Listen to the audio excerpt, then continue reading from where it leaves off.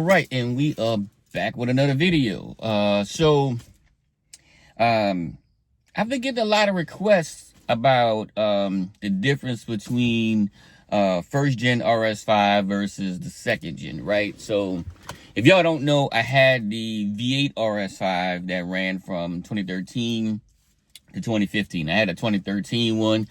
I mean, I modified the snot out of that car, right? I had stage 2 tune. I had a full Miltech exhaust. I mean, the car was amazing. That car was fun until I got rear-ended, which y'all see this right here. This what happened. Pull something over on them. But if you take a second, ENTP. No. Wait. Because ENTPs only look once. They're not gonna double dip into the look sauce. But if you do double dip. Alright, so boom. So after that, I was distraught looking for another car. And I thought about getting something besides the RS5, maybe a RS7 or, something different. But I like coupes. I really do. I don't really need the space in no four-door car, even though, the RS7 is one of a big bar Audi and everything. I like the RS5. So I didn't want to get the same car again. So I searched and I got the new one, the newer one, I would say. So I got the B9 RS5, which comes with a twin turbo V6. And it's the same in a lot of respects, but it's a lot different too. So, I guess, a few of my viewers wanted to know the difference from somebody who went from car to car, right? I mean, I've seen a lot of videos online about, one would talk about the, V6 RS5 versus the one with the V8. And it would be like, oh, this one is so cool, or oh, that one is so cool. But having experienced both, I can tell you that, I guess I can give you my opinion, right? So the first RS5, think of it, if you can even think of it like a R8 with back seats. It was fun, engaging. I mean, having a 4.2 liter V8 that revs to 8,800 RPM, fun car, right? Just absolutely fun. I mean, it screamed all the way past the red line, like once I tuned it. I mean, having that exhaust, having my intakes on it, that car was fun. Was it fast? Yeah, it was fast, but it wasn't like, how would I say this? It wasn't like pin you in the seat, warp your mind fast. It was good. Especially being a 2013. I mean, that, a car from that, time to, up into 2025, 2026, it was okay. It was decent. Now the thing with that engine is, I mean, I did all what I could do outside of, paying for a supercharger that's gonna cost like 10 to 15 grand, right? To get, maybe another 150 horsepower. So let's say I get about 600-ish horsepower out of that car if I just go, just throw the bank at the car, right? So I thought about that. I really was going to do that until I got rear-ended, and that ended that journey. So I had carbon fiber on it, did what I can to lighten the car. It was fully optioned out. It was a really, really, really good car. Like I said, it feels like a R8 with back seats. Like if they took the R8 V8 and put it in, in a coupe, that's exactly what it is. I mean, ironic, like the engine that's on it is an evolution of it, so it made more power than the V8 R8. And I mean, no complaints out of that car at all, period. It was a fun car. I love, just taking the car from 0 RPM all the way, almost touching 9,000 RPM in a V8. I mean, having that, I mean, there's only a few cars that can do that. I mean, the Z06 can't do it. GT350 can't. I mean, you have to really get into like Ferrari territory, or I mean, quite honestly, that's about it, really. that can really rev that high and still be a V8. I mean, now with the Z06, they may come with a tune or something like that to get that speed, but straight out of the factory, you're gonna spend $100,000 or more to have an engine that does that, right? And having that in that car, man, it fun. The dynamics of it was really, really cool. It was very tight. It was fun like that. I see why people like that car so much that I think I would buy another one, but I would keep it stock. I wouldn't change nothing on it. I went crazy on the other car, and y'all seen the videos on that one and everything, right? So got that one, got into the car wreck, got rear-ended. Now I went and having that V8 made me think not to get this one, because I'm hearing the stories of the car doesn't have any soul, it feels bland, it's just fast, but it's not engaging. All those things I heard before actually buying a car, but I was like, forget it. I'm gonna get it anyway, because I like the RS5 as a coupe. I mean, it does everything that I need. I got passenger seat, and I don't have no kids, so nobody ever would sit back there. That's why I took the seats out of the other one. Not doing it in this one. Oh no, I ain't doing it in this one. These seats are too good for doing that, right? So I got this, right? And I can tell you that it is 8 out of 10 the same car. The difference is obviously the engine. The tech and everything in this car is miles above the older one, right? I mean, Apple CarPlay is built into it. It got the massaging seats. I mean, the other one had heated seats. This one has the heated seats as well. But man, the massaging seats, all the tech that is in this car compared to the other one, night and day. I feel like I'm in a newer-ish car, or even like a brand new car, right? Than I had in the B8.5 RS5 from 2013, right? It just felt like I was riding like an old school car that had power, that was still fun to drive and all those things, but it just lacked in a lot of the tech stuff, right? I mean, there were things you can do. You can get like RS Nav and all these other things to update it, but this car comes with it, right? So that's the thing. Now it's lighter. It doesn't have that big heavy V8 up front and front the axles. And like I said, it's a lighter car. Besides the interior tech, it just has, the exterior. I mean, the windows fold and all that. The sound system is miles better. As far as the car itself, 10 times better. Now, let's talk about the engine. That's why everybody's all up in arms. Why did they go to the V6? And I mean, the V6 has no soul and all that. All right, so look, it don't. It's a completely different feel. If you go from, the first gen RS5 to the second gen, will you be disappointed? Kind of, sort of, what you looking for? I mean, I knew it going into getting this car that it wouldn't have that high revving feel. It wouldn't, have that way the revs are just going and going and going and going and going and going and going. Doesn't have that. What this car does have over the V8 RS5 is torque. The V8 only had 317 torque, 450 horsepower. Well, this one is 444 and 443. So it has, just as much as torque as it does horsepower. So in a, if I'm in like 5th gear or something like that, I'm at a low RPM, I hit the gas, I'm gone. And the V8, when I had to downshift a couple gears just to get it up to speed, and to feel the speed, I had to be ringing the car out every single time. I guess that's kind of the point of it, just to have that engine that does that.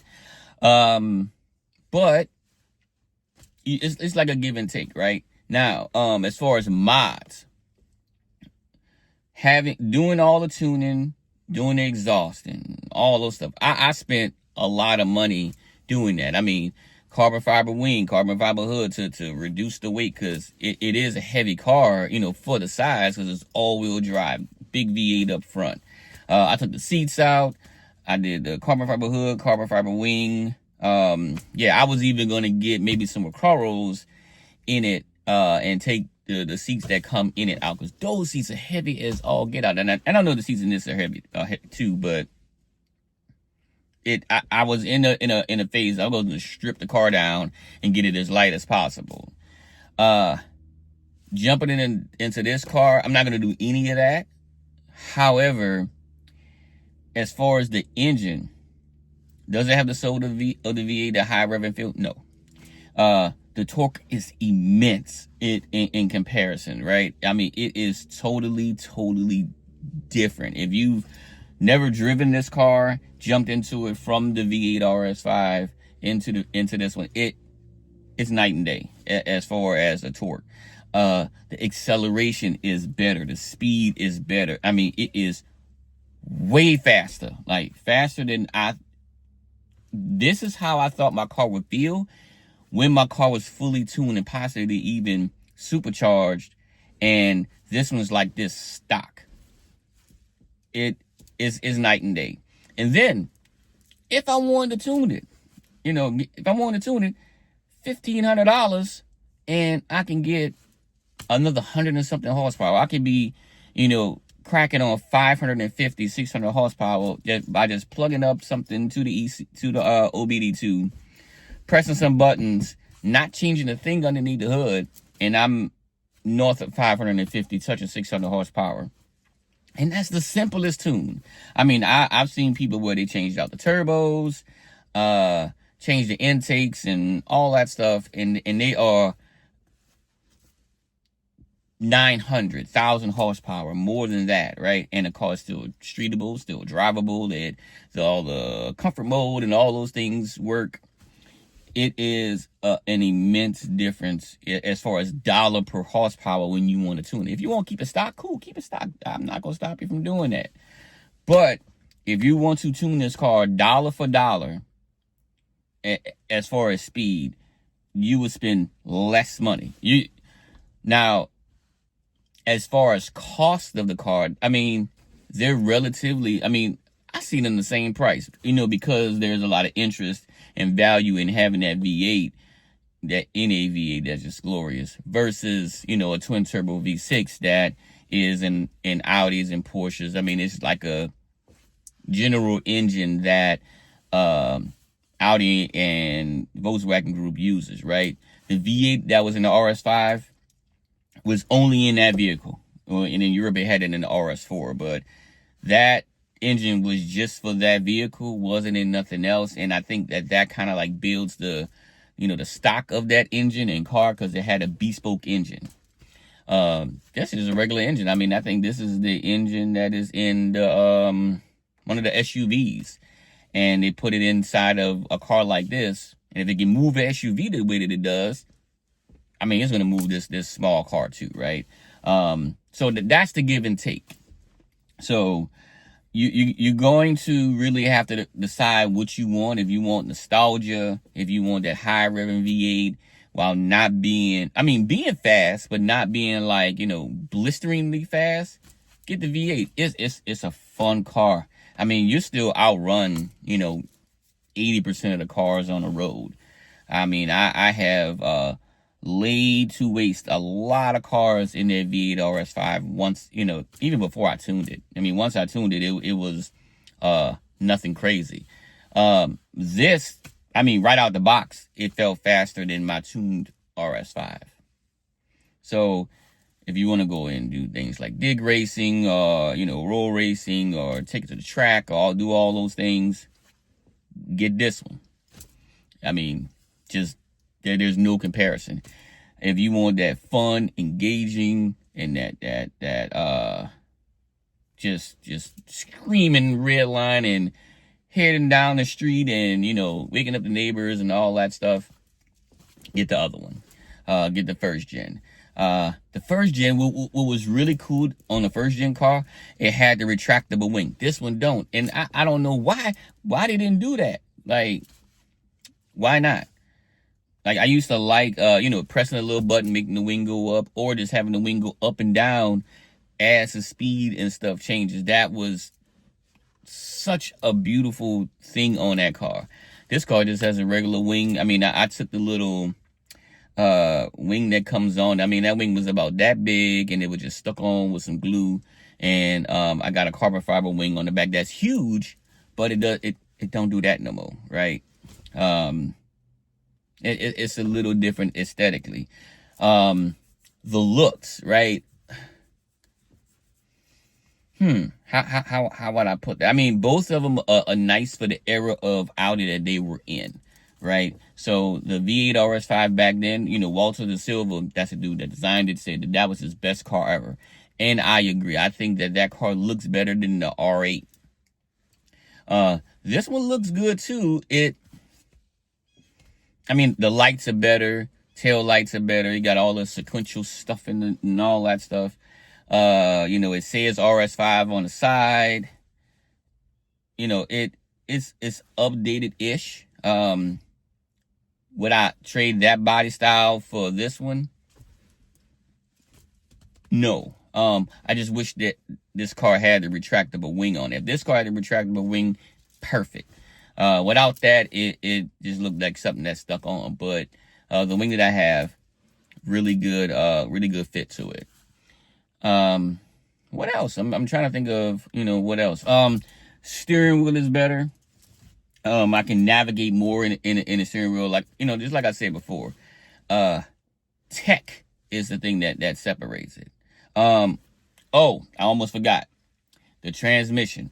So the first gen RS5, 7-speed dual clutch. I mean, that transmission was like this. Like, as soon as I press the paddle, boom, it shifts. It is so quick where I can go down, you know, 1, 2, 3, 4 gears, and then it takes off, right? I love the feeling of having that dual clutch, switching gears like it was nothing, right? And just having that thing go 6, 7, 8, 8,500, 8,600, 8,700, 8,800 RPM. This, it has an 8-speed, more gears, but it's the ZF automatic that all of the cars have. It is quick, but it does not hold a candle to the first gen. Like, upshifting, it's quick. But if I want to go, you know, like 5, 4, 3, 2 and use the paddles, I mean, it's better for me just to leave it in automatic mode and just press the gas and it just downshifts it on its own.